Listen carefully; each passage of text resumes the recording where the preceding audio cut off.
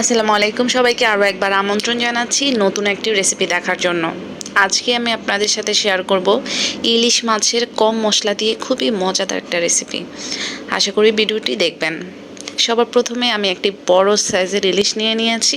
এটা আনুমানিক 1 কেজির কাছাকাছি হবে ইলিশ মাছটা। এখন এই মাছটাকে খুব সুন্দর করে পরিষ্কার করে নিব, আঁশগুলোকে ছেড়ে নিব। এভাবে মাছের গায়ে থেকে বড় বড় আঁশগুলো সরিয়ে নিব। সরিয়ে নিয়ে ভালো করে পরিষ্কার করে নিব, তারপরে কেটে নিব। এরকম পিস আকারে করে নিব।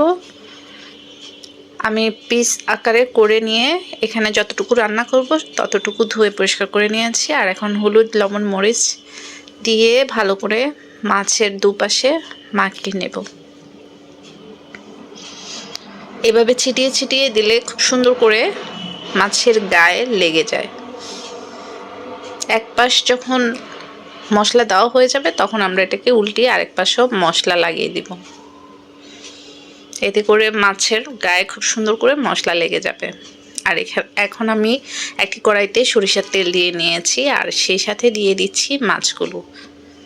এক পাশ ভালো করে হয়ে আসলে আমরা অন্য পাশ উল্টে দেব। তবে এই মাছগুলোর স্বাদ পাওয়ার জন্য খুব বেশি ভাজা করা যাবে না, এরকম অল্প ভাজা করে নিতে হবে। এতে করে ইলিশ মাছের যে স্বাদ বা গন্ধ সেটা পাওয়া যাবে। মাছগুলো যখন ভাজা হয়ে যাবে তখন আমরা মাছগুলোকে এক এক করে একটি বাটিতে বা পাত্রে তুলে নেব। আর যে তেলটা অবশিষ্ট আছে সেই তেলের মধ্যেই দিয়ে দিব পেঁয়াজ। দিয়ে দিচ্ছি স্বাদ মতো লবণ, হলুদের গুঁড়ো আর লাল মরিচের গুঁড়ো। এই সবগুলো দিয়ে আরও বেশ কিছুক্ষণ নাড়িয়ে চাড়িয়ে নেব। এখন দিয়ে দিচ্ছি পেস্ট। এখানে পেঁয়াজ, টমেটো দিয়ে একটা পেস্ট করেছি, কাঁচামরিচ, এই সবগুলো দিয়ে যে পেস্টটা করেছি সেটাই আমি এখন দিয়ে দিলাম। তারপরে ঢাকনা দিয়ে আরও কিছুক্ষণ রেখে দেব। যখন মশলা থেকে তেলটা আলাদা হয়ে যাবে সেই পর্যায়ে পানি দিয়ে আর একটু কষিয়ে নেব মশলাটাকে। কষানো হয়ে গেলে আমরা যে আগে থেকে ভেজে রেখেছি সেই মাছগুলো দিয়ে দেব। দিয়ে আরও কিছুক্ষণ ঢাকনা দিয়ে রান্না করব। এক পাশ হয়ে আসলে অন্য পাশ উল্টিয়ে দেব। এইভাবে আরও কিছুক্ষণ রান্না করব। আর আমি এখানে আস্ত কিছু টমেটো এবং কাঁচামরিচ দিয়ে দিব, এতে করে দেখতে সুন্দর লাগবে।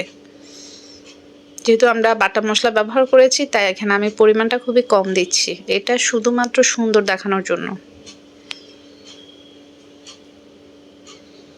এইভাবে আরও 2 থেকে 3 মিনিট রেখে দিব চুলায়, তারপরে রান্না হয়ে যাবে।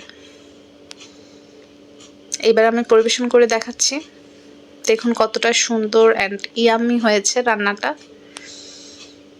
এভাবে আপনারা বাসায় করবেন, আশা করি আপনাদের রান্নাটাও ঠিক এরকমই মজার হবে। সবাইকে আরও একবার ধন্যবাদ পাশে থাকার জন্য।